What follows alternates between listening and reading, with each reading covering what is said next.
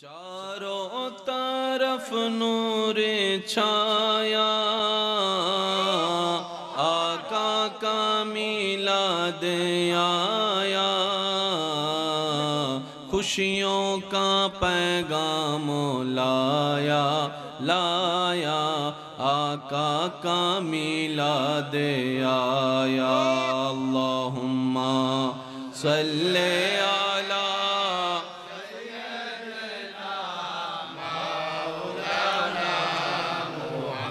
वअला आले सय्यदिना। शम्सो कमर और तारे क्यों ना हो खुशियाँ जे सारे, उनसे ही तो नूर पाया पाया, आका का मिलाद आया। अल्लाहुम्मा सल्ले अला मौलाना मुहम्मद व अला आले सय्यदिना अल्लाहु अल्लाहु अल्लाहु अल्लाह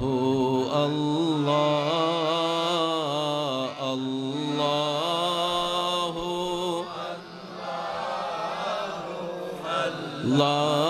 अल्लाहु अल्लाह। সবাই কি আওয়াজে আল্লাহু আল্লাহু अल्लाहु अल्लाह अल्लाहु अल्लाहु अल्लाहु अल्लाह अल्लाहु अल्लाहु अल्लाह। শেষবারের মতো দেখি যার যত শক্তি আছে ঈমানি আওয়াজে সবাই একই আওয়াজে আল্লাহু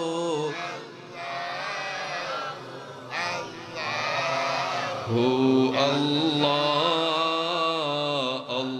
আল্লাহু আল্লাহু আল্লাহ। অধ্যক্ষ হাজী মোহাম্মদ আবুল হাশেম এর পরিবারবর্গের আয়োজনে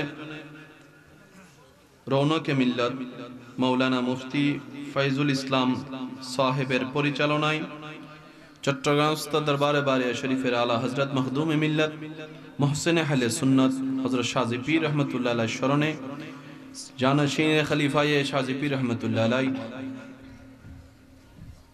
মুজাহিদে মিল্লাত উস্তাজুল উলামা ফখরুল ওয়াইজিন আফতাবে খিতাবত হুজুর আল্লামা মৌলানা মুফতি সৈয়দ মোহাম্মদ শামসুদ্দোহা বারি বাওজান কিবলা হুজুরের শুভাগমন উপলক্ষে আয়োজিত আজকের এই আজিমুশ-শান নূরানী ইমানি মাহফিলের সম্মানিত মান্যবর প্রধান আলোচক, দরবারে বারিয়া শরীফের সম্মানিত নায়েবে সাজ্জাদানা শিন স্নেহধন্য মুজাহিদে মিল্লাত রৌনকে আহলে সুন্নাত রৌনকে মিল্লাত হযরতুল আল্লাম জনাব মৌলানা মুফতি সৈয়দ মোহাম্মদ সাইফুল ইসলাম বারি মাদ্দাজিল্লুহুল আলী সাহেব, সভাপতিত্বের আসনে আছেন হাজী মৌলানা কফিল উদ্দিন সাহেব, সহ সভাপতি আছেন হাজী মোহাম্মদ আব্দুল মান্নান মোল্লা সাহেব সহ আমন্ত্রিত ওয়াদিগার উলামায়ে কেরাম, বিশেষ করে স্কুল কলেজ ভার্সিটি মাদ্রাসার প্রাণপ্রিয় ছাত্র ভাইয়েরা, এলাকার মান্যবর ব্যক্তিবর্গ, মুরব্বিয়ানে আজম, হাজিরানে মজলিস, আল্লাহর প্রেমিক নবীর প্রেমিক ইমানদার ভাইয়েরা, আসসালামু আলাইকুম ওয়া রাহমাতুল্লাহি তাআলা ওয়া বারাকাতুহু। সবাই মন প্রাণ উজাড় করে হাসি মুখে একবার বলি আলহামদুলিল্লাহ। আরেকটু প্রেম নিয়ে বলি আলহামদুলিল্লাহ। আল্লাহ আমাদেরকে অনেক ভালো রেখেছেন, এইবার বলি আলহামদুলিল্লাহ। আল্লাহ আমাদের সবার জীবনের গুনাহ মাফ করে দিন, আমাদের সবার মা বাবার গুনাহ মাফ করে দিন, আমাদের যত আত্মীয় স্বজন এবং এই এলাকায় যত কবরবাসী এই মুহূর্তে কবরের কঠিন আযাবে কষ্ট পাচ্ছে, প্রত্যেকটি বান্দার দোয়ার উসিলায় আল্লাহ দয়া করে প্রত্যেকটি কবরবাসীকে আযাব থেকে মুক্তি দান করুন। মাগরিবের পর থেকে যার আলোচনা শোনার আপনাদের সৌভাগ্য হয়েছে, হাজার হাজার আলেম মুহাক্কিক জ্ঞানী ব্যক্তিরা যার নামের আগে বাহারুল উলুম শব্দ ব্যবহার করেন। বর্তমান ইয়ং জেনারেশন হয়তো সে সম্পর্ক তেমন অবগত নেই, কিন্তু মুরব্বীরা ভালো জানে। আল্লাহ হুজুরের হায়াতে বরকত দান করুন। আমি আপনাদেরকে বেশিক্ষণ সময় ডিস্টার্ব করব না, তবে আমার একটা অনুরোধ সবার কাছে, যতক্ষণ আল্লাহ তাআলা আমি অধমকে বলার সুযোগ দান করবেন, এই সময়টুকু সবাই একটু মনের কান দিয়ে শোনার চেষ্টা করবেন, ইনশাআল্লাহ বলি। আমি অধমের কোনো শব্দ, কোনো বাক্য, কোনো কথা কাউকে জোর করে গ্রহণ করার দরকার নেই। তবে আপনার ঈমানি ভাই হিসাবে আপনার কাছে আবদার করে একটা আবদার রাখব, সেটা হলো প্রত্যেকটি কথা মনের কান দিয়ে শোনার পর নিজের বিবেকের আদালত দিয়ে নিরপেক্ষ বিচারক হয়ে বিবেচনা করে দেখবেন। সঠিক যদি মনে হয় গ্রহণ করে নেবেন, ভুল যদি মনে হয় বাদ দিয়ে দিবেন, কোনো সমস্যা নেই। তৃতীয় নাম্বার অনুরোধ, আমাকে একটু আওয়াজ দিয়ে সহযোগিতা করতে হবে। যারা যারা করতে রাজি আছি একবার বলি মারহাবা, আর একটু আস্তে করে বলি, একদম সাইলেন্ট বাস। এখন যারা এসেছেন বাস আলহামদুলিল্লাহ, যারা ঘরে আছেন বসে থাকেন, যারা চাঁদ দোকানে চা খান খবরদার মাহফিল এখন আর আসেন না। আমি যাওয়ার পরে আপনারা সবাই মিলে আসবেন, কারণ এটা আপনাদের এলাকার মাহফিল। এই মাহফিলের ইজ্জত আপনাদেরই রক্ষা করার দরকার। কথা বলেন ঠিক কিনা? এটা কারো ব্যক্তিগত মাহফিল নয়, মসজিদ কারো ব্যক্তিগত নয়, মাহফিল কারো ব্যক্তিগত। প্রত্যেকটা সবাই যদি আয়োজক হয় জামিলা, সেজন্য একজন দুইজন পাঁচজন আয়োজক থাকে, কিন্তু মাহফিল সবারই হয়। একটু কথা বলেন না ভাইয়া, ঠিক কিনা? সবার মনোযোগ চাচ্ছি।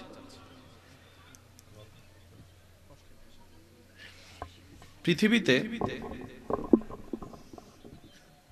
দুইটা জিনিস আছে, একটার নাম জানা, একটার নাম বুঝা।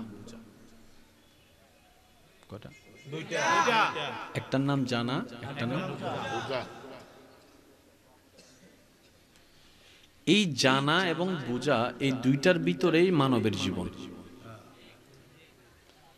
আমি সবার মনোযোগ চাচ্ছি। আল্লাহ আমাদেরকে যে হায়াত দিয়েছেন, ভেবে দেখলে দেখা যাবে অর্ধেক হায়াত আমাদের শেষ।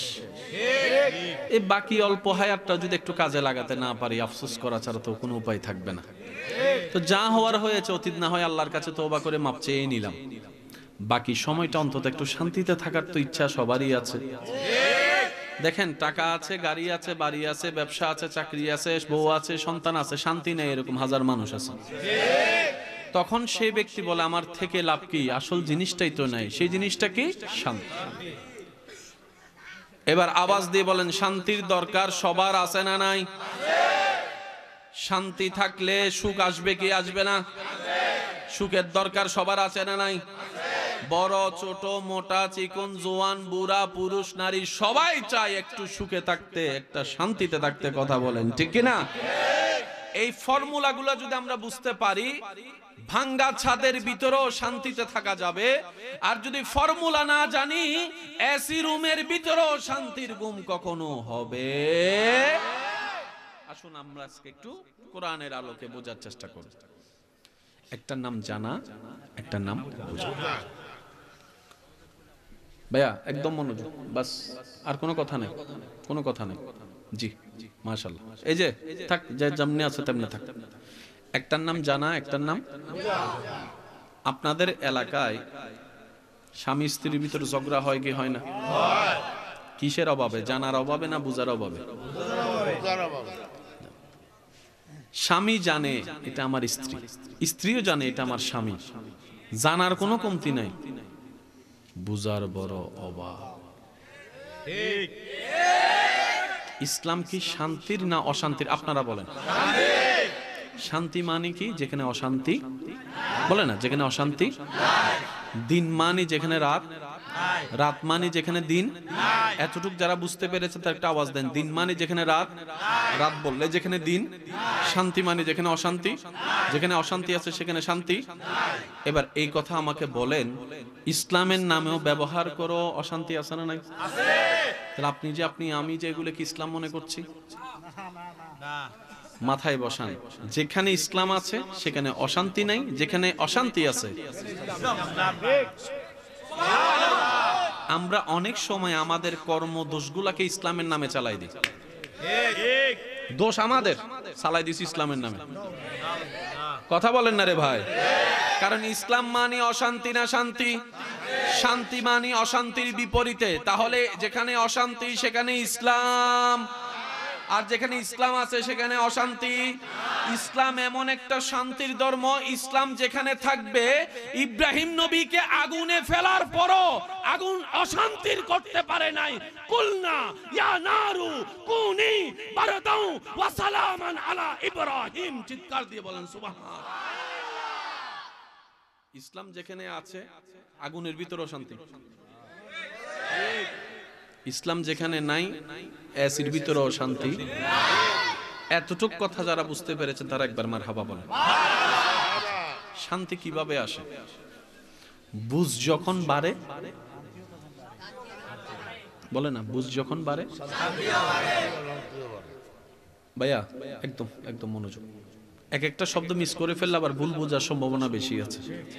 আর আমরা সঠিকটা কম বুঝলেও ভুলটা বেশি বুঝি। কারো 1 ঘন্টা আলোচনার মধ্যে কিছু না শুনলো, ওই 5 সেকেন্ড কিতাব ভুল হইছে রে, খাইছে রে, পুরো উড়াইলাই। এমন ভাবে অন্যের ভুল ধরি যেমন আমার নিজের কোনো ভুলই নেই। বাস্তব না বাস্তব? আপনারাই বলেন না। আমরা অন্যের দোষ পাইলে এমন ভাবে পুরা গ্রামে ছড়াই, মনে হয় আমি ফেরেশতা, আমার কোনো একটা গুনাহও নাই। আছে না নাই? এই ফর্মুলাগুলা জানলে আপনার নিজের ভিতরেও শান্তি থাকবে, বাহিরেও শান্তি করে দিবেন কে? এবার বলেন, একটার নাম জানা, একটার নাম বুঝা। একটার নাম জানা, ক্লাস 9 8 প্যারাগ্রাফ এসে মুখস্থ করছে এমন অনেক ছেলে যারা ইন্টারে ডিগ্রিতে অনার্সে পড়ে, তাদেরকে যদি জিজ্ঞেস করেন ক্লাস 9 এর এসেটা একটু আমারে মুখস্থ বল, যুবকরা বলেন না কেন? উনি কি মুখস্থ করে নাই? উনি কি লেখে নাই? পারে না কেন? তখন উনি উত্তর দিবে, লেখার জন্য মুখস্থ করছিলাম, লেখাও শেষ। ঠিক?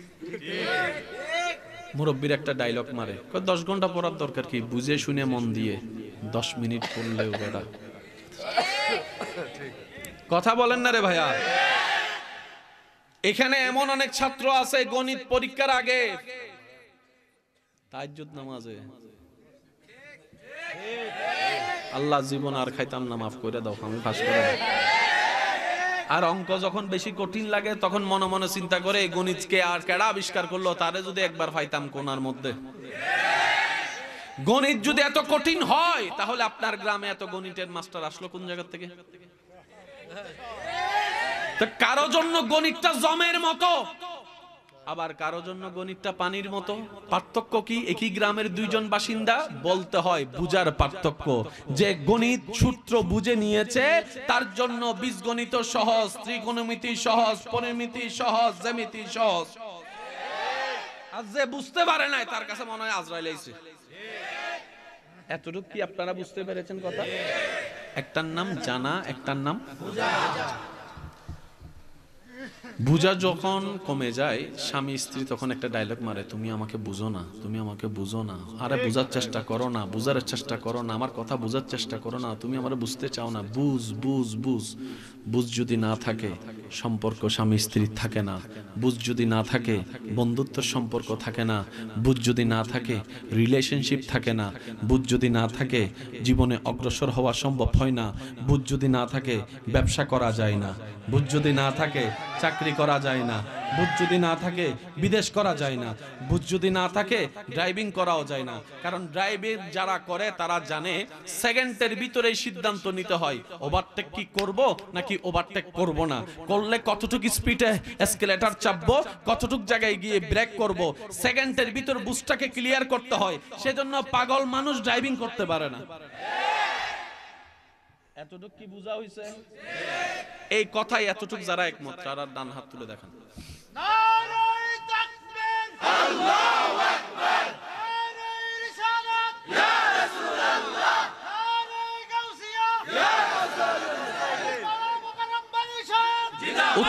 একবার বলেন মারহাবা। এবার হাতটা নামান। এখন আমার মাইকের আওয়াজ যত দূর যাচ্ছে, যে যেখান থেকে শুনতে পাচ্ছেন গভীর মনোযোগ। তর্ক বিতর্কের নাম ইসলাম নয় রে ভাই, মোহাব্বতের নাম ইসলাম। ধাক্কা ধাক্কি গুতাগুতি ঠেলাঠেলির নাম ইসলাম নয়, নবীর প্রেম নিয়ে কোলাকুলি করার নাম ইসলাম। কথা বলেন ঠিক কিনা? এবার এটা কি বলেন সবাই? এই যে জি, না না দরকার নাই, বসেন। এটা কি জানি কি জানি না? কার কিতাব? জানি। আল্লাহর কিতাব জানি। আল্লাহর এখানে কার কথা? সেটাও জানি। সে বুঝছি কয়জনে? বুঝছি কয়জন? কোরআন তো এসেছে ঝগড়া মিটানোর জন্য। আজকে কোরআন নিয়ে এত ঝগড়া কেন?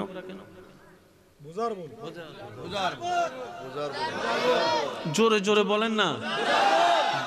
কোরআন এসেছে শান্তি প্রতিষ্ঠা করার জন্য, তো কোরআন নিয়ে এত অশান্তি কেন? বুঝতে হবে দোষটা কোরআনের নয়, দোষটা হচ্ছে আমার বুঝা আর আপনার বুঝার ভুলের মধ্যে। কথা বলেন ঠিক কিনা? কোরআন পেয়েছি আল্লাহর কালাম, জেনেছি কোরআন কিতাবুল্লাহ, জেনেছি কোরআন আপনার আল্লাহর পক্ষ থেকে এসে, জেনেছি কোরআন জিবরাইল এনেছে, জেনেছি, সব জেনেছি। বুঝার চেষ্টা। এখন যে কথাটা বলছি আজীবন মাথায় রাখবেন। আল্লাহর ভয় নিয়ে, নবীর প্রেম নিয়ে, কোরআন নিয়ে আপনি পৃথিবীর যে কোনো জায়গায় যাবেন, মাথা উঁচু করে যেতেও পারবেন, প্রশ্নের উত্তর দিয়ে মাথা উঁচু করে আবার আসতেও পারবেন। এটার নাম কোরআন। বাংলা বইয়ের ভিতরে ইংরেজি বলেন না, ইংরেজির ভিতরে অঙ্ক, অঙ্কের ভিতরে ফিজিক্স, ফিজিক্সের ভিতরে কেমিস্ট্রি, কেমিস্ট্রির ভিতরে বায়োলজি, বায়োলজির ভিতরে ম্যাথমেটিক্স। কিন্তু কোরআন এমন একটি কিতাব, যেই কিতাবে সমস্ত জ্ঞান আছে। আপনি যে কোনো সাবজেক্ট ধরবেন, কোরআন উত্তর দিবে। আর একটু জোরে। আমরা কি কেউ নবীকে দেখছি? পাইছে কোরআনকে, নবীকে পাই নাই। কোরআনকে একটু জিজ্ঞেস করেন, কোরআন আমি তো নবী দেখি নাই, তুমি তো দেখছো। বলে যে হ্যাঁ দেখছি। তো একটু বলো না আমার নবীটা কেমন ছিল? কোরআন বলে প্রশ্ন করতে থাক, আমি উত্তর দিতে থাকবো। তুই প্রশ্ন করতে থাক, আমি উত্তর দিতে থাকবো। সুবহানাল্লাহ, আমি শুনতে পাচ্ছি না তো? কোরআন বলে তুই প্রশ্ন করতে থাক, আমি উত্তর দিব। ও কোরআন একটু বলো না আমার নবীর চেহারা মোবারকটা কেমন ছিল? কোরআন উত্তর দেয় ওয়াদ্দুহা ওয়াদ্দুহা ওয়াদ্দুহা। সুবহানাল্লাহ বলতে থাকেন, সুবহানাল্লাহ। ও কোরআন বলো না নবীর জুলফ মোবারক কেমন ছিল? কোরআন উত্তর দেয় ওয়াল্লাইলি ইযা সাজা। ও কোরআন বলো না নবীর সিনা মোবারক কেমন ছিল? কোরআন উত্তর দেয় আলাম নাশরাহ লাকা সাদরাক। সুবহানাল্লাহ। ও কোরআন নবীর দাঁত মোবারক কেমন ছিল? বলে যে ইয়াসিন। সুবহানাল্লাহ। ও কোরআন আমার নবীর জ্ঞান মোবারক কেমন ছিল? বলে আর রহমান আল্লামাল কোরআন, আল্লামাল কোরআন। ও কোরআন নবীর ভান্ডার কেমন ছিল সম্পদের? কোরআন উত্তর দেয় ইন্না আতাইনা কাল কাউসার, কাল কাউসার, কাল কাউসার, কাল কাউসার। ও কোরআন একটু বলো না নবীর দয়ার দরদটা কেমন ছিল? কোরআন উত্তর দেয় ওয়ামা আরসালনাকা ইল্লা রাহমাতাল লিল আলামিন। সুবহানাল্লাহ। ও কোরআন একটু বলো না আমার নবীর কোয়ালিটি কেমন ছিল? কোরআন উত্তর দেয় ইন্না আরসালনাকা শাহিদাও ওয়া মুবাশশিরাও ওয়া নাযীরা ওয়া দাইয়ান ইলাল্লাহি বিইজনিহি ওয়া সিরাজাম মুনীরা, সিরাজাম মুনীরা, সিরাজাম মুনীরা। সুবহানাল্লাহ।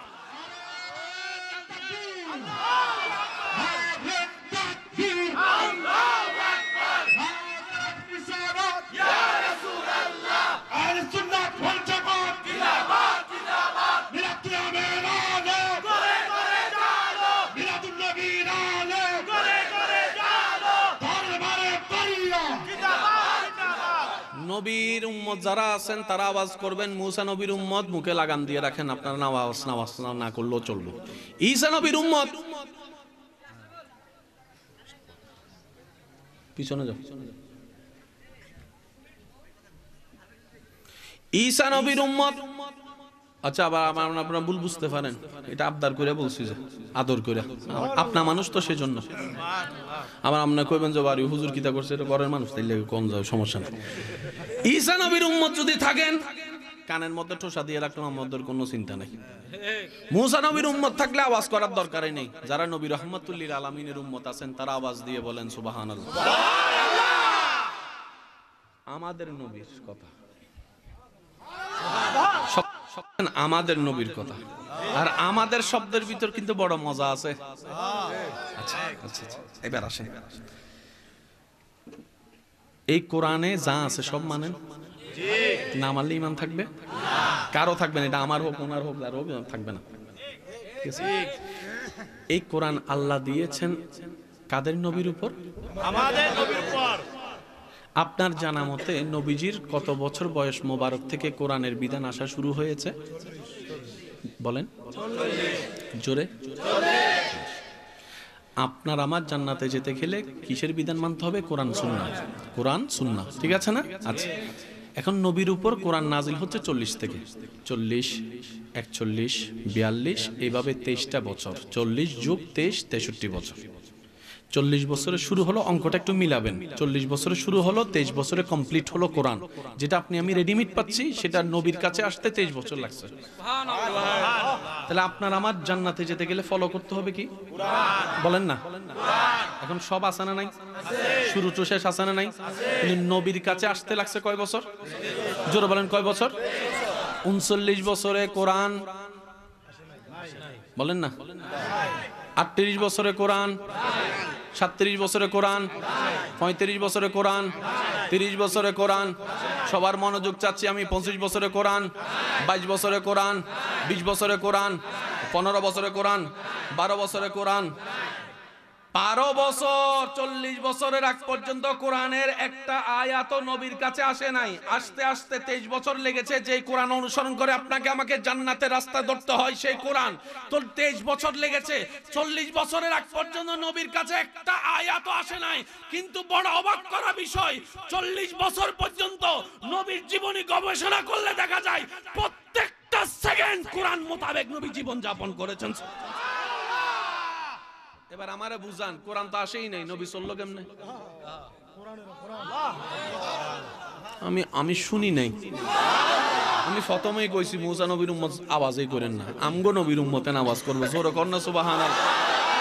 39 বছরে কোরআন, বলেন না। 35 বছরে, 30 বছরে। অথচ নবীর 40 বছরের জীবনটা দেখে কাফেরের কাফের, বড় কাফের, বাটপারের বাটপার, বড় বাটপাররা পর্যন্ত নবীর জীবন দেখে এমন অভিভূত হয়েছে, বলে যে নিজের সম্পদ নিজের ছেলের কাছে আমানত রাখলে পাবি না, আব্দুল্লাহর ছেলে মুহাম্মদের কাছে যদি আমানত রাখোস বরাবর পাবি, বরাবর পাবি। সবাই মৃত্যুক হতে পারে, আব্দুল্লাহর ছেলে মৃত্যুক হতে পারে না। তারাই নবীর চরিত্র দেখে আলামিন নাম দিয়েছিল।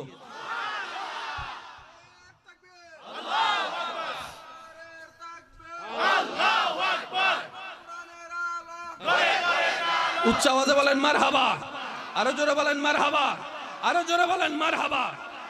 40 বছরের পরে কি বলেন না? সব নাকি একটা একটা? 23 বছর লাগছে। কিন্তু নবীর কোরআনের চরিত্রের সাথে নবীর কোরআনে একটু 19-20 হয় নাই। তার অর্থ কি দাঁড়ায়?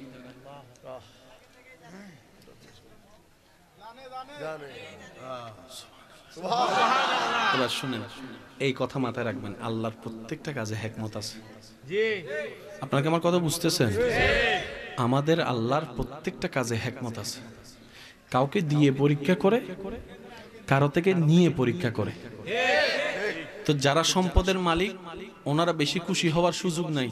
আল্লাহ আমারে ভালোবাসে বলে আমারে কোটি টাকার মালিক বানাইছে না রে ভাই। আপনিও পরীক্ষার জগতে আছেন, যেমনি গরিবরা আছে। সবাই পরীক্ষার মধ্যে আছে। রেজাল্ট বের হবে হাসরের ময়দানে। কথা বলেন ঠিক কিনা ভাই? কিছে কি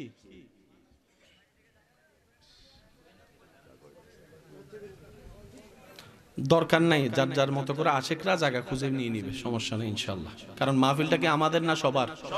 জোরে বলেন না। তাহলে সবার একটা দায়িত্ব আছে না নাই? এবার অঙ্কটা একটু মিলাবেন। আমরা পাইতেছি রেডিমেড এখন 2025 সাল। নবী কিন্তু কোরআন আগে পাই নাই, কিন্তু নবীর জীবন ছিল কোরআন মোতাবেক, কোরআন মোতাবেক। আমি কি বুঝাতে পারছি কথা? এতটুকু এতটুক কথা যারা বুঝেছেন তারা একবার বলি তো দেখি মারহাবা। আর একটু জোরে বলেন। এবার এই কাফেররা নবীকে, নবীর চরিত্র দেখে কি উপাধি দিয়েছিল? শব্দটা একটু মনোযোগ দিবেন। এতগুলা নাম থাকতে নবীকে আলামিন বললো কেন? বিশ্বাস করতেন। ভদ্র বলে নাই, নম্র বলে নাই। আল্লাহ তাদের জবান দিয়ে আগে বিশ্বাস শব্দটাই বাইর করছে। সুবহানাল্লাহ বলেন আরে ভাই। আচ্ছা, এবার আমি আপনাদেরকে একটা কথা বলি, আপনারা আজীবন যা শুনছেন সেটাই আমি আপনাদেরকে বলবো, শুধু উলামায়ে কেরামের দোয়া নিয়ে একটু গভীরে যাওয়ার চেষ্টা করব। নবী যখন ইসলামের দাওয়াত দেওয়া শুরু করছে, কাফেররা যখন নবীর বিরোধিতা করছে শুরু করছে, নবীকে মৃত্যুক কি একবারও বলছে? নবীকে কি জানে কি বলছে? নবী যখন আল্লাহর কথা বলা শুরু করছে তখন তারা নবীর বিপক্ষে করার জন্য নবীর নামে কি অপবাদ দিছে? বলা দরকার ছিল মৃত্যুক। নবী বলছে এক আল্লাহ, তো ওদের বলার দরকার ছিল নবী মিথ্যা কথা বলতেছে, কিন্তু এরা মৃত্যুক বলে নাই। কেমনে? 40 বছর পর্যন্ত আমরাই তো মানুষরে বলছি আলামিন, বিশ্বাসী বিশ্বাসী বিশ্বাসী বিশ্বাসী বিশ্বাসী, এটা মৃত্যুক হতে পারে?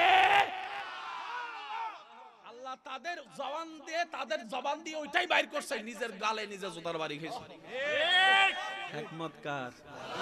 জোরে কোন লাগবো হিকমত কার? এখন একজনে কয় আবু জাহেল নবী মিথ্যা কথা কইতেছে, এটা সবাই রাখো, তুমি কইলে মানুষে বিশ্বাস করবো। আমি তো আলামিন কইছি।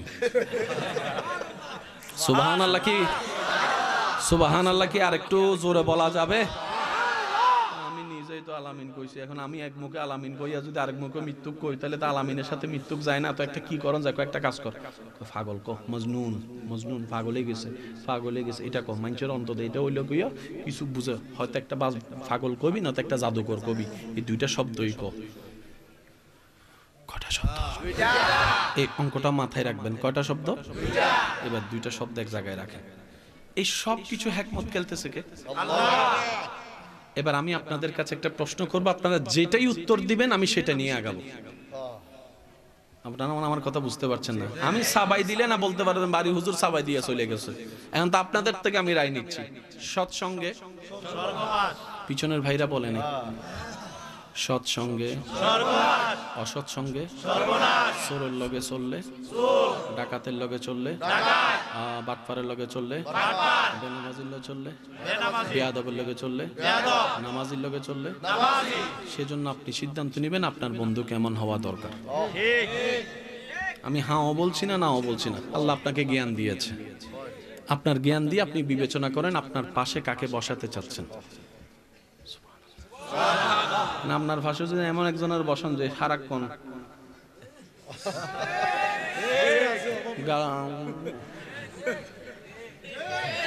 এটা যদি আপনার ব্যক্তিগত পছন্দ হয় আমাদের কি আরো কিছু বলার নাই। কিন্তু আমি একটা জিনিস বিশ্বাস করি, প্রত্যেকটা মুসলমানের একটা স্ট্যান্ডার্ড লেভেল থাকা দরকার। মুসলমান কোথায় পা রাখবে, কোথায় পা থেকে নেগে চলে আসবে না বসে, সেটা মুসলমানদের বোঝার দরকার বলে আমি বিশ্বাস করি। কারণ মুসলমানরা হচ্ছে স্রষ্টার বান্দা, শ্রেষ্ঠ নবীর উম্মত। এদের স্ট্যান্ডার্ড লেভেল অনেক হাই থাকার দরকার। কথা বলেন ঠিক কি না?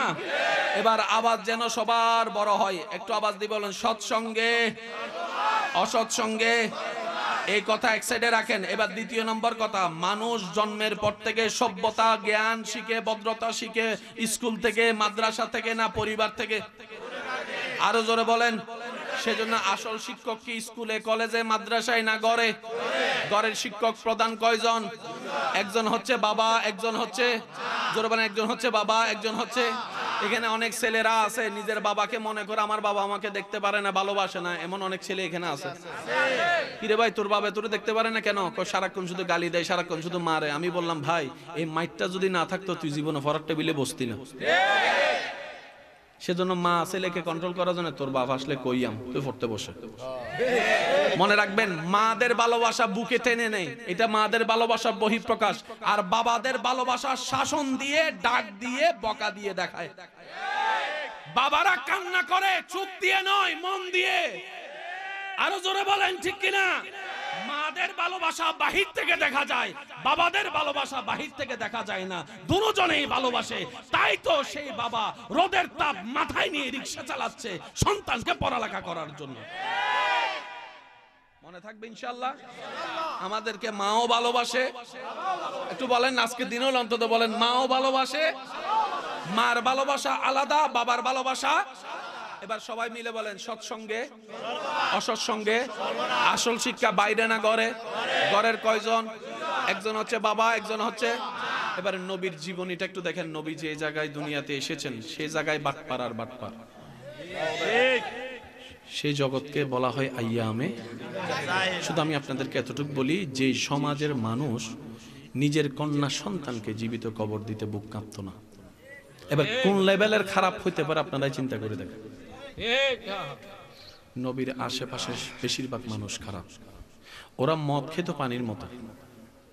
আপনি আপনার বোনকে নিয়ে রাস্তা দিয়ে হেঁটে যাচ্ছেন, আপনি আপনার বোন নিয়ে রাস্তায় হেঁটে যাচ্ছেন, যে কোনো মানুষের আপনার বোনকে পছন্দ হলে গলায় যদি একটা রশি পরায় দেয়, ওই ভাইয়ের সামনে বোনকে টেনে নিয়ে যেত, ভাই আওয়াজ করতে পারতো না। ওই সময়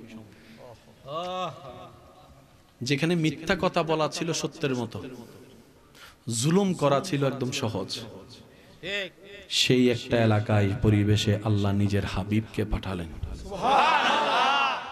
খুব মনোযোগ দিবেন, খুব মনোযোগ।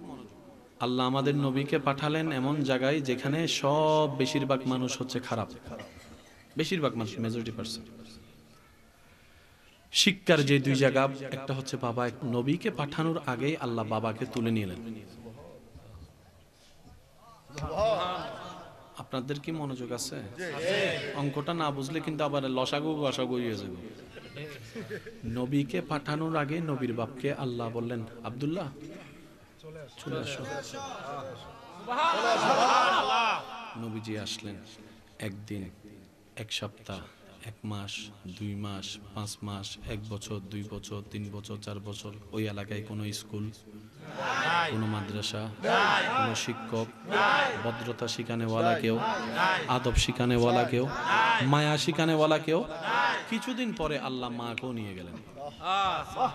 ছেলে যে দুইজন শিক্ষক অভিভাবক আপনার আমার প্রধান, নবীজির সে দুইটার একটাও নাই। বাবাও নাই, মাও নাই, স্কুলও নাই, কলেজও নাই, মাদ্রাসাও নাই। অর্থাৎ নবীকে যে একটা বাচ্চাকে শিখাবে এটা ভালো, এটা খারাপ, এটা করিও, এটা করিও না, এমন অভিভাবক, সেই পরিবেশে আপনার আমার নবী বড় হওয়া। কাশ কাশ কাশ যদি বুঝতে পারতেন আমার কথার গুরুত্বটা। এমন পরিবেশে নবী বড় হচ্ছেন যেখানে মৃত্যুকের সংখ্যা বেশি, বাটপারের সংখ্যা বেশি, সুদূদের সংখ্যা বেশি, গোসলের সংখ্যা বেশি, জেনাকুরের সংখ্যা বেশি, আরো জোরে অমানুষের সংখ্যা বেশি। আপনারাই বলেছেন সৎসঙ্গে স্বর্গবাস, অসৎসঙ্গে সর্বনাশ। অথচ আপনারা আমার নবী লক্ষ লক্ষ মৃত্যুকের মাঝখানে এমন ভাবে বড় হয়েছেন। আজকে যুবকরা ফেসবুকে কমেন্টস করে 63 বছর জীবনে যিনি একটা মিথ্যা কথা বলে নাই, তিনি আপনার আমার নবী রাহমাতুল লিল আলামিন। 2 হাত তুলে দেখাই, বলেন ঠিক কিনা?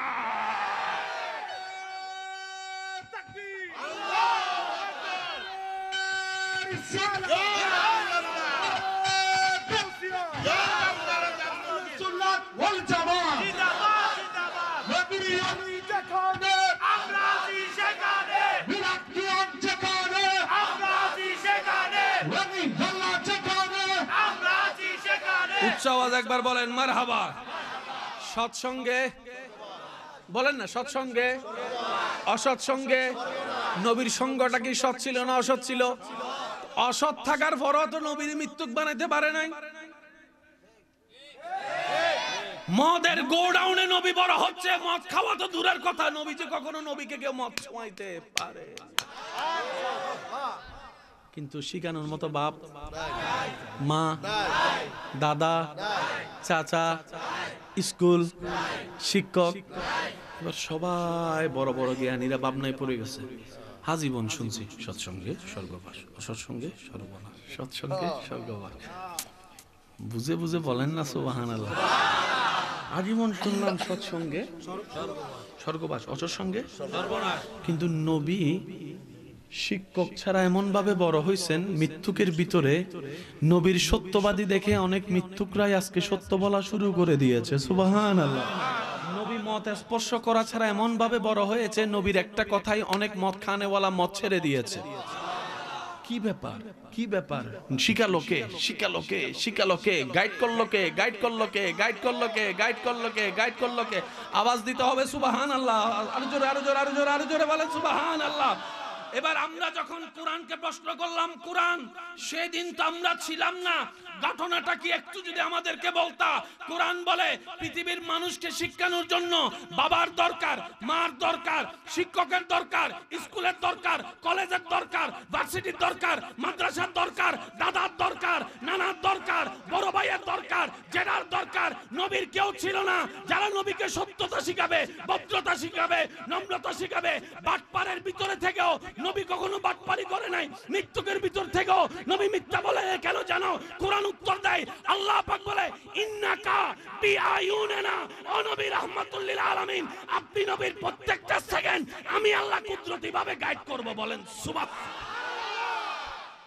কোরআন বলছে ইন্নাকা বিআয়ুনিনা, আপনি নবীর প্রত্যেকটা সেকেন্ড আমি আল্লাহ, আমি আল্লাহ। যার প্রত্যেকটা সেকেন্ড আল্লাহ গাইড করে না, সুবহানাল্লাহ করে যায়। আস্তে করে যার প্রত্যেকটা সেকেন্ড আল্লাহ গাইড করে, তিনি আপনার আমার নবী রাহমাতুল লিল আলামিন। জোরে বলেন রাহমাতুল লিল আলামিন। এবার বুঝতে পারছেন কোরআন না আসার পরও কেন নবী কোরআন বিরোধী কাজ করে নাই? কোরআন 40 বছর পরে কি আসবে সব জানে কে? সে আল্লাহ গাইড করতেছে নবীকে। সুবহানাল্লাহ। সেজন্য নবীর একটা কাজও কোরআন বিরোধী হয় নাই। সুবহানাল্লাহ। সুবহানাল্লাহ। তো আস্তে কেন? একবার জোরে বলেন তো আল্লাহু আকবার। আর একটু গর্জন দিয়ে বলেন আল্লাহু আকবার। এবার ডাক দিয়ে বলেন ইয়া রাসূলুল্লাহ, ইয়া হাবিবাল্লাহ। এবার বলেন মারহাবা। সেই নবী আপনার আমার নবী রাহমাতুল লিল আলামিন। কষ্ট হচ্ছে আপনাদের? অঙ্ক কি মিলতেছে নাকি? মিললে নিবেন, না মিললে জোর করে মিলানোর দরকার কি? কারণ জোর করে আর যায় হয়, প্রেম হয় না। প্রেম না হলে দিলের কানেকশন হয় না, দিলের কানেকশন না হলে অনুভব হয় না, অনুভব না হলে টান হয় না। তো সবকিছুর একটা নিয়ম আছে। অনেকে মনে মনে চিন্তা করতেছে, কয় ফেসবুকে দেখি ঠান্ডা, এখানে এসে দেখি গরম। আসলে আল্লাহ যখন যেরকম করায়, আল্লাহ যখন একটু নবী রাহমাতুল লিল আলামিন প্রত্যেক সেকেন্ড গাইড করেছেন আল্লাহ। এবার আসেন, নবীর আব্বা যখন দুনিয়ার থেকে চলে আসছে, সবাই একটু মনোযোগ দিবেন। আরবের একটা নিয়ম ছিল, বাহিরের মহিলারা এসে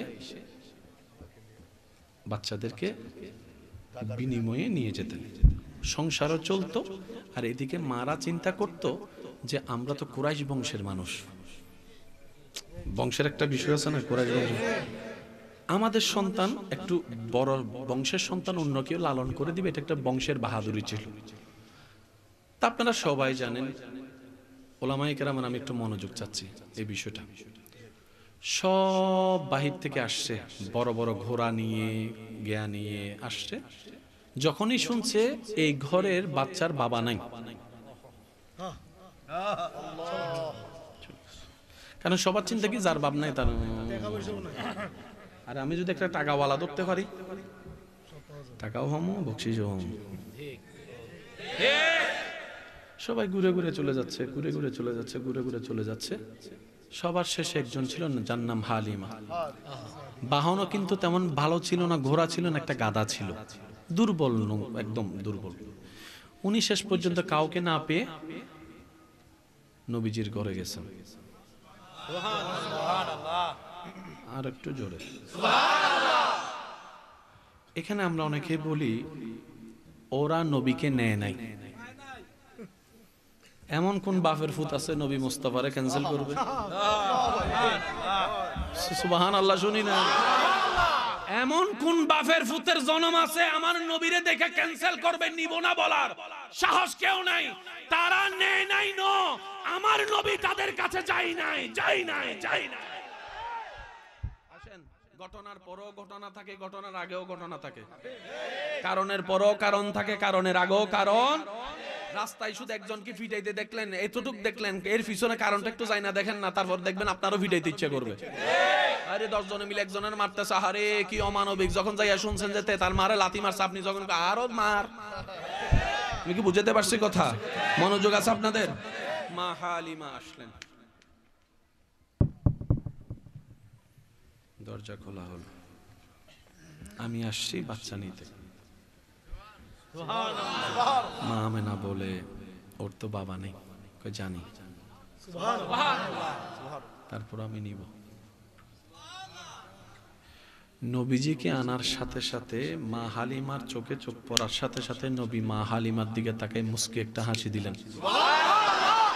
হাসি দিয়ে যেন বুঝাই দিলেন, হালিমা আমি তো তোমার অপেক্ষায় বসে আছি, তোমার অপেক্ষায় বসে আছি, তোমার অপেক্ষায় বসে আছি। এবার হালিমা চোখ দিয়ে আপনার আমার নবীর চেহারা মোবারক দেখার সাথে সাথে সে চেহারা চোখ দিয়ে যাওয়া দিলের মধ্যে গিয়ে আলো জ্বলে উঠলো। এবার হালিমার দিল বলে, এটাকেই নিব, এটাকেই নিব, এটাকেই নিব, এটাকেই নিব, এটাকেই নিব, পাইলেও নিব, না পাইলেও নিব, এটারই নিব। দেন আমারে দেন। কই পাবেন না, কই দরকার নাই। আমি হালিমা জীবনে অনেক বাচ্চার চেহারা দেখেছি। সুবহানাল্লাহ, সুবহানাল্লাহ। আচ্ছা ঠিক আছে, অনেক চেহারা দেখছি, এত সুন্দর। সুবহানাল্লাহ, বলেন না, বলেন না, বলেন না, বলেন না সুবহানাল্লাহ। আরো জোরে, আরো জোরে। শেষ ভালো যার সব ভালো তার, আরো জোরে বলেন সুবহানাল্লাহ। নিলেন, নেওয়ার পরে ঘটনা আপনারা জানেন, আমি শুধু একটু মনে করে দিচ্ছি।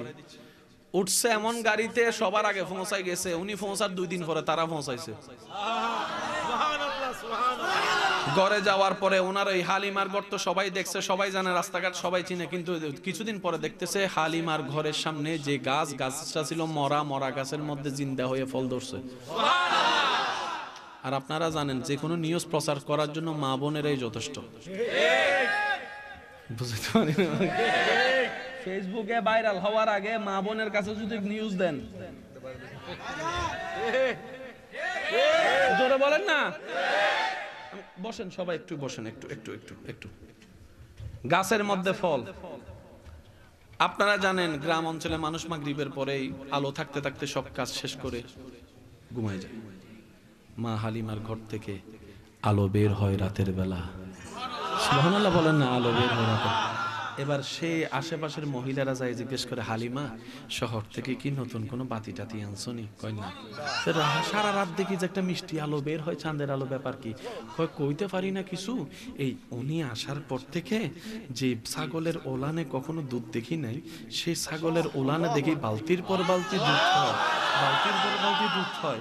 আমার ঘরের সামনে যে গাছটার আমি মরা দেখছি, পানি দিলেও জিন্দা হয় নাই, আজকে সকালে উঠতে দেখি সেই গাছ তো জিন্দা হইছে, ফল ধরা শুরু হয়েছে। আমি নিজেও কিছু বুঝতে পারছি না রে ভাই। যেটা কাজ করতে 10 মিনিট লাগতো সেটা 1 মিনিটে হয়ে যাচ্ছে, যে খরচ 10 টাকা দিয়ে হতো সেটা 2 টাকায় হয়ে যাচ্ছে। আমি আগামাতা কিছু বুঝতেছি না।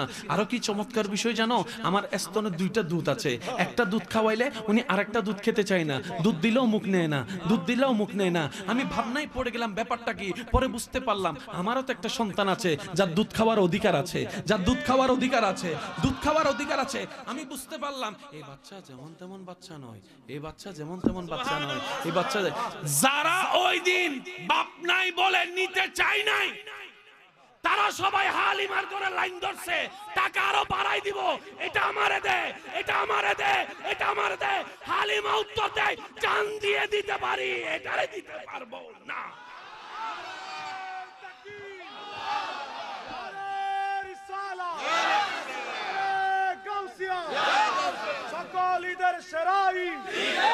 উচ্চ আওয়াজ একবার বলেন মারহাবা। সব দিমু, এটারে দে, সব নে, এটারে দিতে পারতাম না। নবী বলে, একটু মনোযোগ, নবী বলে, হালিমা ও মা, সবাই সেদিন তোমার দাম দেয় নাই যে না, তুমি গরিব বলে, তোমার বাহন গরিব বলে কেউ দাম দেয় নাই জানা, আমি মুস্তাফা তোমার বুক খাইয়া আজকে থেকে তোমার নাম হালিমাতুস। 2025 সালে ওনার নাম আসতেছে। আর যারা গেছিল কারো নাম জানা থাকলে আপনারা কোন, আমি জানি না, আপনারা জানেন। ওই দিন যারা নেয় নাই তাদের কারো নাম জোরে কয় না। আর সেই দিন যে টাকা নিয়ে নিছে, নবী বলে আল্লাহ যে আমাকে দুধ খাওয়াইছে ওনার নাম বিলীন হইলে আমার শানের ক্ষতি হবে। রব বলে মুস্তাফা ওয়ারাফানা লাকা যিকরাক, আপনাকে বলেছি আপনার শানের সাথে যারা লাগবে, আপনার মহব্বতে যারা পড়বে, আমি আল্লাহ কিয়ামত পর্যন্ত তাদের শানও বাড়াই দিব। ও হালিমা, আজকে থেকে তোমাকে হালিমাতুস সাদিয়া বানাই দিলাম। নাম ছিল হালিমা, হয়ে গেছে হালিমাতুস সাদিয়া। সুবহানাল্লাহ। এখনো পর্যন্ত আপনার এলাকায় সে হালিমার নাম নেওয়ার আগে সবাই বলে হালিমাতুস সাদিয়া। আপনারা যেটা কোন এটা কোন না, এই হালিমার নামটার আগে আপনারা এলাকায় যখনই বলেন আপনারা কি বলেন? আমি সবার মুখে শুনি নাই ভাইয়া, আরো জোরে, আরো জোরে, আরো জোরে। আর আপনারা জানেন মা শব্দের চাইতে সম্মানিত কোন শব্দ পৃথিবীতে নাই। দেখছেন নি নবীর দুধ খাওয়ায় দাম কত বেড়ে গেছে।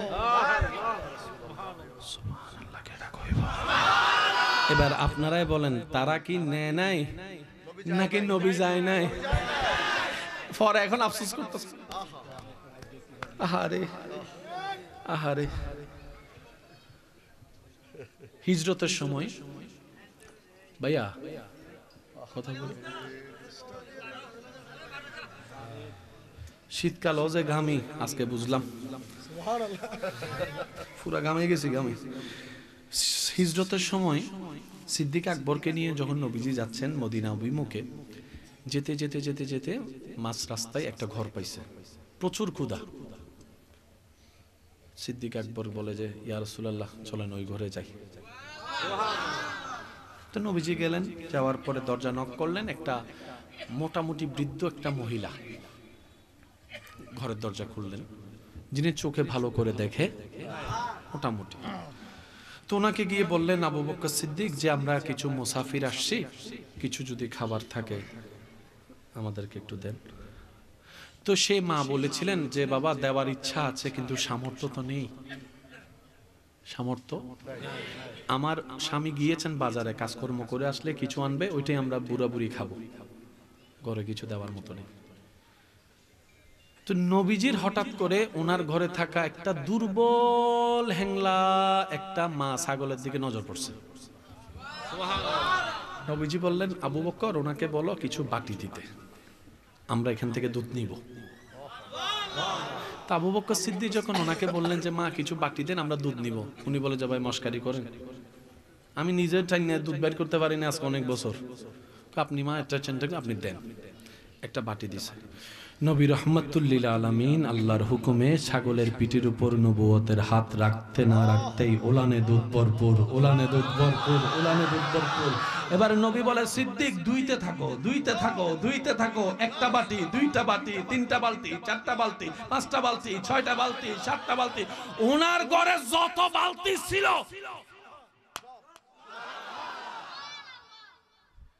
নবী খাইলেন, সিদ্দিক খাইলেন, চলে গেছে। ওনার স্বামী আসলেন সন্ধ্যাবেলায়, আসার পরে প্রথমে ও স্ত্রীকে জিজ্ঞেস করে এই ঘরে কি কেউ আসছিল রে? আপনি কেমনে বুঝলেন? সিসি ক্যামেরা আসেনি কোনো? বুঝলেন না রে ভাই, সিসি ক্যামেরা কোনো লাগাইছেন নি, বুঝলেন কেমনে? প্রত্যেক দিন তো এই ঘরে আসি কিন্তু আজকের ঘরের আশাটা একটু ভিন্ন ভিন্ন মনে হচ্ছে, ঘরটা ভিন্ন মনে হচ্ছে, খুশবু ভিন্ন মনে হচ্ছে, রাস্তা ভিন্ন মনে হচ্ছে, রং ভিন্ন। কই হ আপনি ঠিকই ধরছেন, একজন আসছিল, আমার জীবনে এত সুন্দর কাউকে দেখি। কয় কি হইছে? কয় দেখেন এই যে ছাগলটা একদম দুর্বল ছিল, পুরো ওলান ভর্তি, আমার পুরো দুধ ভর্তি হয়ে গেছে এতগুলো। তো স্বামী জিজ্ঞেস করে তুমি কি ওনার নাম জিজ্ঞেস করছো? ওনার সৌন্দর্য দেখে তো আমি পাগল হয়ে গেছি, নাম কি লাগে জিজ্ঞেস করুন, কেমনে জিজ্ঞেস করে মানুষ? কি করা যায়? খুঁজবই তো বলে সাধারণ কেউ আসেনি, সাধারণ কেউ আসেনি। আর একটু জোরে বলেন না। ওই মহিলাকে বলা হয় উম্মে মাবুদ। উম্মে উম্মে মাহবুব। সেই দিন থেকে নবীর তালাশে খুঁজতে খুঁজতে খুঁজতে খুঁজতে খুঁজতে খুঁজতে নিজেই নবীর নাম রাখছে মোবারক। ভাগ্যবান আর কি, মোবারক নাম, বরকতময় নাম তো জানে না, নবীর নাম নিজেই রেখে দিছে মোবারক। এখন একদিন মদিনা শরীফের বাজারে গেছে, নবীর সাহাবা আবু বকর সিদ্দিক রাস্তা দিয়ে যাচ্ছে, উনি ওখান থেকে দেখছে এটাতে সিনা সিনা লাগে, সিনা সিনা লাগে, সিনা ও মোবারকের লগে দেখছিলাম যে ওইটা না, যাইয়া দৌড়ে ধরছে, কই মোবারক কই? আবু বকর সিদ্দিক কই মোবারক কে? মোবারক কই? মোবারক কে? আরে ভাই মোবারক কই? আপনার সাথে যে ছিল আপনি কেডা? কই ওই যে দুধ দুধ দুধ। আপনি উনারেরই খুঁজেন? কই উনার নাম তো মোবারক নাই, উনার নাম তো মুহাম্মদ। নবী রাহমাতুল লিল আলামিন। শেষ কথা বলে বিদায় নিচ্ছি আপনাদের থেকে, আর বেশিক্ষণ ডিস্টার্ব করব না। সুন্দরের কয়েকটা প্রকার আছে।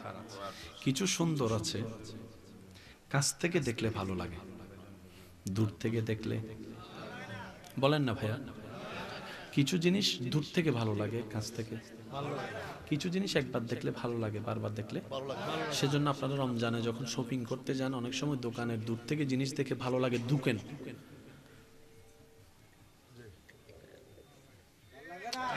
বুঝলো তো দেন না, মানে দোকানের বাহির থেকে ভালো লাগছে, ভিতরে যাইয়া যখন কিছু জিনিস দূর থেকে ভালো লাগে, কিছু জিনিস কাছ থেকে ভালো লাগে, কিছু জিনিস একবার দেখলে ভালো লাগে, কিছু জিনিস বারবার দেখলে ভালো লাগে না। আমাদের নবী কেমন ছিলেন যদি প্রশ্ন করেন,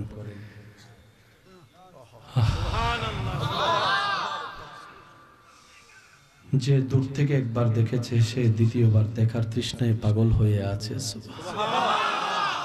যে কাছ থেকে একবার দেখেছে সে চোখের আড়াল হওয়া থেকে শক্তি সহ্য করতে পারে না, আড়াল হওয়াটা। যে একবার দেখেছে সে অপলক নয়নে তাকায় আছে, তাকায় আছে, তাকায় আছে, তাকায় আছে, তাকায় আছে। সিদ্দিক আকবরকে প্রশ্ন করা হচ্ছে, ও সিদ্দিক আপনার পছন্দনীয় জিনিস কি? উনি প্রথম কথাই বলেছেন আন নজরু ইলা ওয়াজহিকা, হে নবী আপনার দিকে তাকায়ে থাকা আমার জন্য বড় আনন্দের, বড় আনন্দের, বড় আনন্দের। সুবহানাল্লাহ বলেন না রে ভাইয়া? একটা হচ্ছে নাইস, একটা হচ্ছে বিউটিফুল, একটা হচ্ছে ওয়ান্ডারফুল। তিনটার আলাদা মিনিং আমার যুবক ভাইরা আমার চাইতেও ভালো জানায়। তবে এতটুকু বলে রাখি, পৃথিবীর সবাই চরম সৌন্দর্য বুঝাতে গিয়ে চাঁদের সাথে তুলনা দেয়, চাঁদের সাথে তুলনা দেয়, চাঁদের সাথে তুলনা দেয়। তোমার চেহারাটা চাঁদের মতো সুন্দর, তোমার চেহারাটা চাঁদের মতো সুন্দর। হযরত আনাস নবীর সাহাবী বলে, একদিন পূর্ণিমার রাতে মদিনার ভুবনে আমি হেঁটে যাচ্ছিলাম, একদিকে আকাশের চাঁদ ঝলমল করছে, অন্যদিকে হুজরা শরীফ থেকে আল্লাহর হাবিব নবী বের হয়েছেন, আল্লাহর হাবিব নবী বের হয়েছেন, আল্লাহর হাবিব নবী বের হয়েছেন। আমি আনাস কিছুক্ষণ চাঁদের দিকে তাকাই, কিছুক্ষণ মুস্তাফার চেহারার দিকে তাকাই, কিছুক্ষণ চাঁদের দিকে, কিছুক্ষণ নবীর চেহারার দিকে। আমি আনাস রায় করে দিলাম, সবাই তাকিয়ে আছে চাঁদের দিকে, আর চাঁদ অপলক নয়নে নবী মুস্তাফার চেহারার দিকে তাকায় আছে। তিনি আপনার আমার নবী রাহমাতুল লিল আলামিন। আওয়াজটা কি আর একটু বড় করা যাবে? একটা হচ্ছে চেহারায় মায়া সুন্দর, আরেকটা হচ্ছে ফর্সা সুন্দর। কিছু মানুষ ফর্সা আছে চেহারায় মায়া, আবার কিছু মানুষ চেহারা মায়া আছে কিন্তু ফর্সা। আপনার আমার নবীর সৌন্দর্য কেমন ছিল? নবীদের মধ্যে সবচেয়ে সুন্দর নবী যখন আসে তখন কার নাম আসে? বলেন না, বলেন না। মদিনার একদিন আম্মা জান আয়েশার পাশে কিছু মহিলারা কথা বলতেছে ইউসুফ নবীর সৌন্দর্যের ব্যাপারে। কই এই ঘটনা কি শুনছস? কয় কি? কয় ইউসুফ নবী বলে এত সুন্দর ছিল, ওনার চেহারা দেখে মানুষ মুগ্ধ হয়ে আপেল লেবু কাটতে গিয়ে হাত কেটে ফেলছে, খবর হয় নাই। ওনারা বলতেছে আম্মা জান আয়েশা শুনতেছে, ওনারা বলতেছে আম্মা জান আয়েশা শুনতেছে, ওনারা বলতেছে আম্মা জান। হঠাৎ করে আম্মা জান আয়েশা বললেন, মিশরের নারীদের ভাগ্য ভালো, ওরা ইউসুফকে দেখেছে, আমারটাকে দেখে নাই। ওদের ভাগ্য ভালো যে ওরা ইউসুফকে দেখেছে, আমারটাকে দেখে নাই। ইউসুফের সৌন্দর্যে মুগ্ধ হয়ে আপেল লেবু কাটতে গিয়ে হাত কেটেছে, রক্ত পড়েছে, খবর হয় নাই। আমি আয়েশার তাদের যদি দেখতো কলিজা পর্যন্ত কেটে খাওয়াই দিত, খবর হতো না।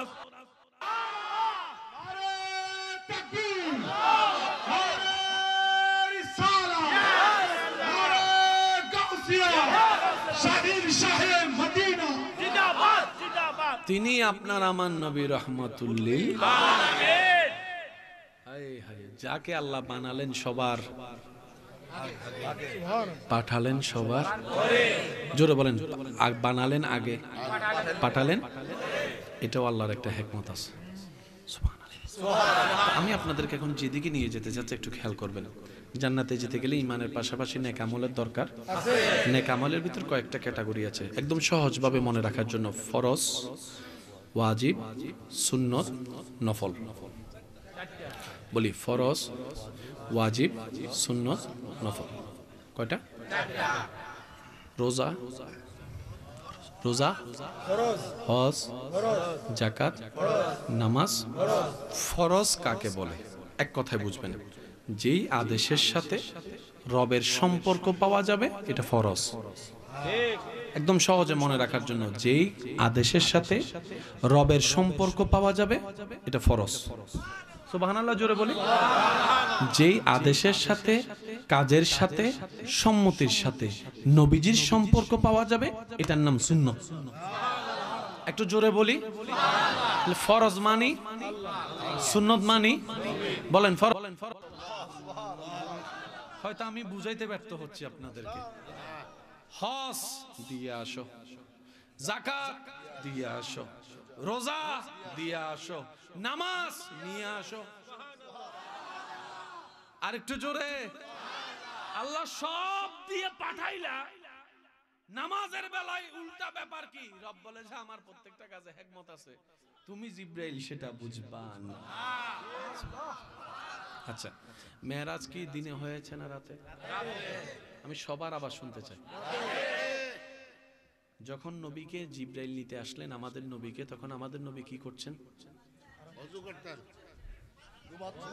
বলেন বলেন বলেন, একটু জোরে বলেন, আরো জোরে। এই কথা সবাই জানি, কিন্তু আবার অন্য জায়গায় হাদিসে আলেমদের জবানে আমরা শুনি নবীজি রাতের বেলা এমন ভাবে নামাজে দাঁড়াতেন, পা মোবারক, শুনলে বলে থাকেন না রে ভাই। হাদিসে পাওয়া যায় নবীজির রাত এমন ভাবে কাটতেন, প্রত্যেকটা রাতে নবী এমন ভাবে দাঁড়াতেন নামাজে যে পা মোবারক দাঁড়াতে দাঁড়াতে দাঁড়াতে পা মোবারক। এই কথা যারা যারা জানেন একটু ডান হাত তুলেন। নবীজি নামাজে দাঁড়ালে যে পা ফুলে যেতেন, কে কে জানেন? হাত তুলেন। আচ্ছা, এবার হাত নামান। যারা আজকে শুনে জানেন না, আজকে শুনছেন, বলেন আজকে শুনছেন। তাহলে নবীজি নামাজে দাঁড়ালে রাতের বেলায় পা মোবারক কি হয়ে যেত? এবার এই কথা যারা যারা জানেন সবাই হাত তোলেন। সবাই হাত তোলেন না, শুনেন না এখন? বাস, এবার হাত নামান। এই কথা আমরা সবাই কম বেশি এখন জানি। এবার আমার প্রশ্ন যুবক ভাইদের কাছে, একজন ব্যক্তি কত ঘন্টা দাঁড়ালে পা ফুলে? 12 ঘন্টা? কতটুক সময় দাঁড়াইলে পা ফুলে? আগে আমাকে এটা বুঝান। পা ফুলা তো মানলাম, ঘন্টা 2 ঘন্টা? সায়েন্স পর্যন্ত মিথ্যা বানাই দিতেছে। কত মানুষ ঘন্টার পর ঘন্টা দাঁড়াইয়া বাসে করে যাইতেছে, সিট পাইতেছে না। কতটুক দাঁড়ানো লাগলে পা ফুলা শুরু করে?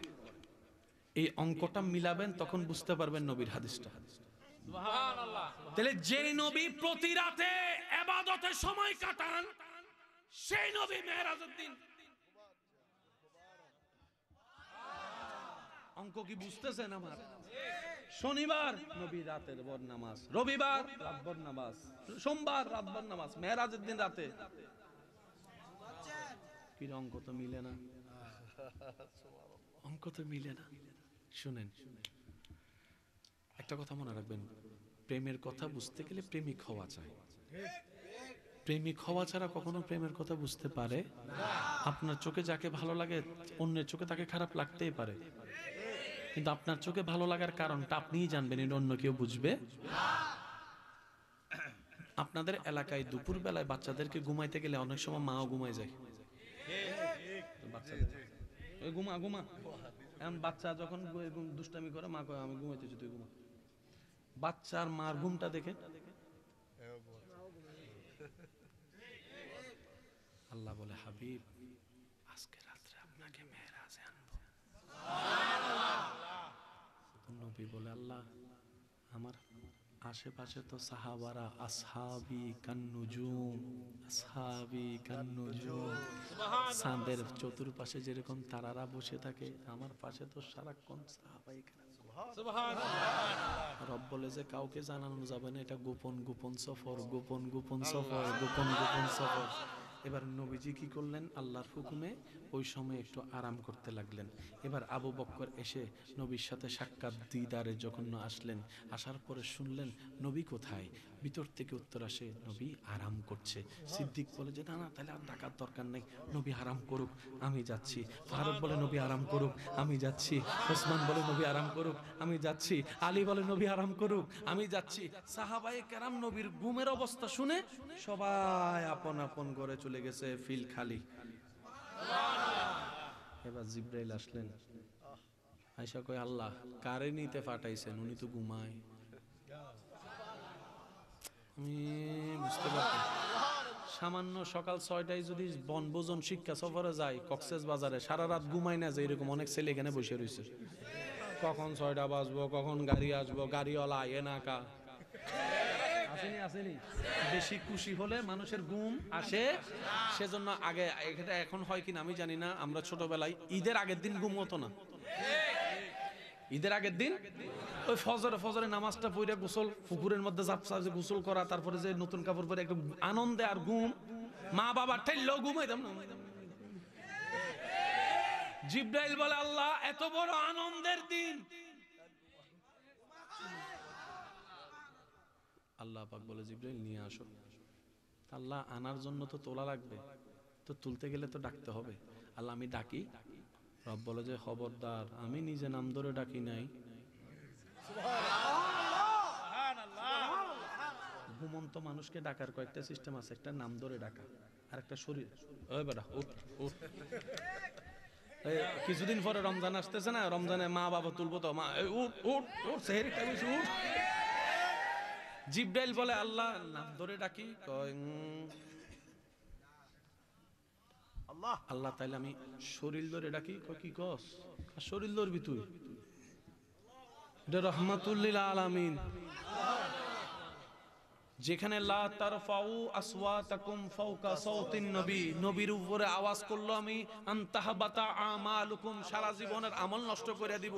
আমার নবীর গা দরজ, শরীর দরজ, খবরদার। আল্লাহ ডাকতেও পারতাম না, ধরতেও পারতাম না, তো ডাকবো হাও কিভাবে? আল্লাহ কয় আজকের দিনের জন্য তোমারে বানানোর সময় আমি তোমার ঠোঁটটার একটু ওই নরম নরম ঠান্ডা ঠান্ডা ঠোঁট বানাইছিলাম।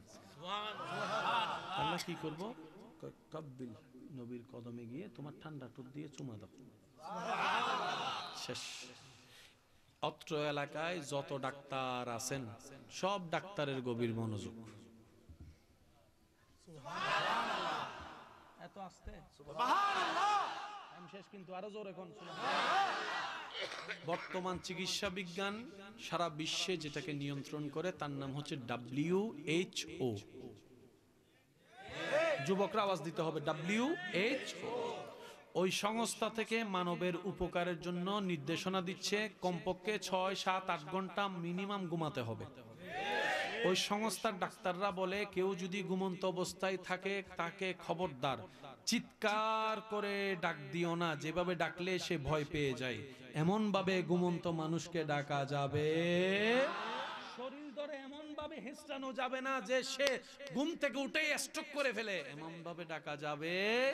তো ডাক্তার আমার তো ওনাকে দরকার ঘুম থেকে জাগানো, ডাকবো কিভাবে? ডাক্তাররা প্রথম পরামর্শ দিচ্ছে, দেখেন ওনার পাশে যাবা, মাথার এখানে এম করবা, ভাইয়া ভাইয়া ভাইয়া ভাইয়া, দেখবা আস্তে আস্তে চোখ খুলবে, স্ট্রোক করার সম্ভাবনা। এই এক পদ্ধতি। দ্বিতীয় নম্বর পদ্ধতি, ওনার শরীরে শীতল ঠান্ডা জিনিস লাগাও। তা আমাদের কথা না, ডাক্তারদের বিজ্ঞানীদের কথা। সেজন্য আপনার শীতকালে রাতে যতই মজার ঘুম হোক না কেন, আপনার ফাঁসের বন্ধু কিংবা ভাই যদি ল্যাপটান দিয়ে নিয়ে নেয়, আপনার ঘুমে খবর নাই, কিছুক্ষণ পরে দেখবেন আপনার ঘুমের ভিতরে আপনি জোরে জোরে জোরে চোখ খুলছেন নি, চোখ না কইলেই এই ল্যাপকো কিরে তুই বুঝলি কেমনে?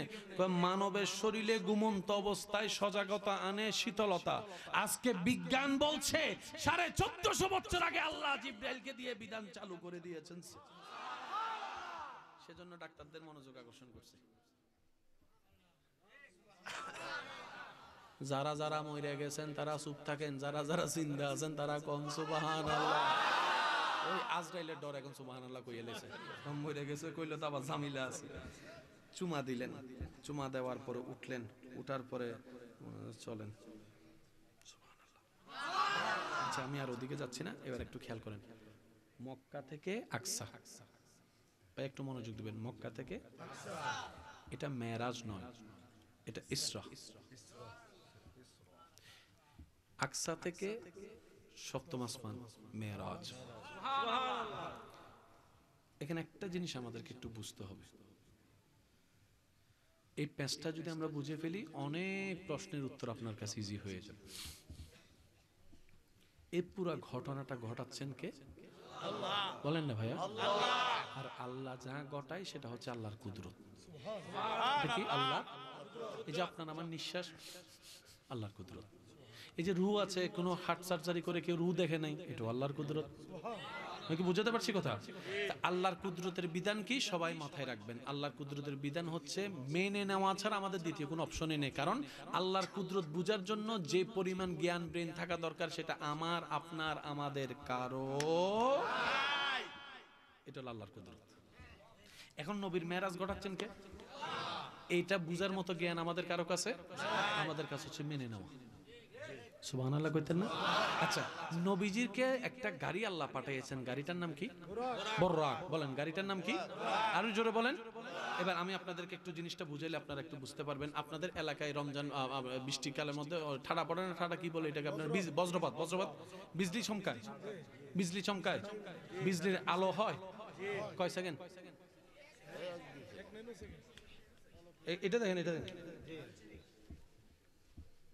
এটার চাইতে স্পিড পুরা। এবার টোটাল বিষয়টা আমি আপনাদেরকে বলি। কেউ একটা সাইকেল দিয়ে যাচ্ছে, আপনি যদি দেখেন কিভাবে দেখবেন? আমার মাথাটা দেখেন। যদি হোন্ডা দিয়ে যায়, যদি ফ্রাডো দিয়ে যায়, যদি হেলিকপ্টার দিয়ে যায়, যদি বিমান দিয়ে যায়, যদি রকেট দিয়ে যায়, আর বোরাক হচ্ছে আমার চোখের দিকে দেখেন। আরো জোরে বলেন না ভাই? বিজলি যেমন আপনার চোখের পলক পড়ার আগেই নাই, বোরাক হচ্ছে এরকম। এবার স্পিড কত কিলোমিটার ছিল আপনি কম্পিউটার দিয়ে বাইর করেন না। আমাদের কাছে সেই কম্পিউটার বলেন না, আমাদের কাছে সেই কম্পিউটার, আমাদের কাছে সেই বিজ্ঞান, আমাদের কাছে সেই তত্ত্ব। আমরা সেজন্যই মুসলমান। মুসলমান মানে আল্লাহর কুদরত বিশ্বাস করে, চোখ বন্ধ করে। বলেন না সুবহানাল্লাহ। সেই নবীকে মেরাজে গিয়ে যেটা আল্লাহ উপহার দিয়েছেন এটার নাম নামাজ। এবার পড়বেন কি পড়বেন না আপনার ব্যক্তিগত ব্যাপার, আমি সেখানে জোর করব না। তবে এতটুকু বলি, যার মনে অশান্তি তিনি সিজদা দিয়েন নামাজে। যার সুখের দরকার সিজদা দিয়েন নামাজে। যার একটু শান্তিতে থাকার ইচ্ছা সিজদা দিয়েন নামাজে। যার ব্রেন রিল্যাক্স রাখার ইচ্ছা আছে সিজদা দিয়েন নামাজে। যার ইজ্জতের দরকার সিজদা দিয়েন নামাজে। সুবহানাল্লাহ বলবেন না রে ভাইয়া? যার সুস্থতা দরকার সিজদা দিয়েন নামাজের মধ্যে। যার শান্তিতে একটু ঘুমানোর ইচ্ছা আছে সিজদা দিয়েন নামাজে। যার বিভিন্ন সমস্যায় জর্জরিত নবীর প্রেম নিয়ে সিজদা দিয়েন নামাজে। আপনি নামাজকে বন্ধু বানাবেন, সমস্ত কিছু রহমত আপনাকে বন্ধু বানানো শুরু করবে। সুবহানাল্লাহ। মনে রাখবেন যে স্ব ইচ্ছায় আল্লাহর দরবারে সজ্ঞানে নিজের সবচাইতে দেহের দামি জায়গার নাম মাথা, মাথার সবচাইতে দামি জায়গার নাম কপাল। যে বান্দা নিজের স্ব ইচ্ছায় নিজের মাথা এবং কপালকে আল্লাহর দরবারে ঝুঁকাই দেয়, আল্লাহ এই মাথাকে এমন সম্মানিত করে পৃথিবীর কারো কাছে পৃথিবীর বিষয়ে মাথা ঝুঁকাতে আর দেয় না। এটাই আল্লাহ দয়া করে। যাদের ইজ্জত দরকার তারা নামাজের মাথা ঝুঁকে না। আর আপনি যদি বলেন যে আমার ইজ্জত সম্মান সব আছে, শান্তিও আছে, আমার দরকার নেই, তাহলে আপনার নামাজেরও দরকার নেই। আমি কি বুঝাতে পারছি কথা? আমি কাউকে পড়তেও বলছি না, না পড়তেও বলছি না। যার ক্ষুধা আছে সেই তো খাবে। একটু জোরে বলেন ঠিক কিনা? মসজিদের মিনার থেকে যখনই আওয়াজ আসবে আল্লাহু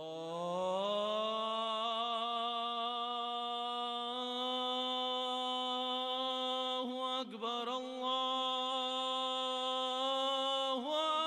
আকবার, আমরা যেন আপন আপন জায়গা থেকে রবের দরবারে সিজদা দেওয়ার জন্য প্রস্তুতি নিতে পারি। আল্লাহ সে তৌফিক দান করুন। নবী বলছেন কুররাতু আইনি ফিস সালাত উম্মত, তোমরা যখন নামাজ পড়ো সেটা দেখে আমি নবীর দিলটা শান্তি হয়ে যায়। শেষ কথায় যে নামাজের সাথে বন্ধুত্ব রাখবে আল্লাহ রহমত তার উপর ছায়া হয়ে থাকবে। আপনি যখন নামাজে যান, ডান পা মসজিদে যান, তখনই আপনার বাম পাশের গুনাহ আল্লাহ সরাই নেন। গুনাহ হচ্ছে অপবিত্র, মসজিদ হচ্ছে পবিত্র, সিজদা হচ্ছে পবিত্র, গুনাহ সরাই নেন। তখন যখন গুনাহটা আবার দেওয়ার জন্য ফেরেশতা প্রস্তুত হয়, আল্লাহ পাক বলে আমি একবার নিজে সেটা আবার দিই না, বাদ দে, মাফ করে দেন। সেজন্য রুকুতে সওয়াব আলাদা, সিজদায় সওয়াব আলাদা, গুনাহ মাফ হয়ে যায়। বলেন না সুবহানাল্লাহ? আরেকটু জোরে বলেন সুবহানাল্লাহ। আমরা সবাই নামাজের সাথে বন্ধুত্ব রাখতে চাই কি চাই না? মুরব্বীদের সম্মান করার আল্লাহ তৌফিক দান করুক, ছোটদের স্নেহ করার তৌফিক দান করুক, নবীকে প্রাণ মন উজাড় করে ভালোবাসার তৌফিক দান করুক, জীবনের প্রত্যেকটা পদক্ষেপে আল্লাহকে ভয় করে চলার তৌফিক দান করুক। আমি আপনাদের থেকে বিদায় নিচ্ছি। এরপরে আলোচনা চলবে, আমার ছোট ভাই আসবেন মুফতি সৈয়দ সাইফুল ইসলাম বারী। আমি সবার কাছে বলবো আপনারা সুশৃঙ্খলভাবে আসবেন। ওয়া আখিরু দাওয়ানা আলহামদুলিল্লাহি রাব্বিল আলামিন। আমাকে একটু যাওয়ার রাস্তা করে দেন। আসসালামু আলাইকুম ওয়া রাহমাতুল্লাহ।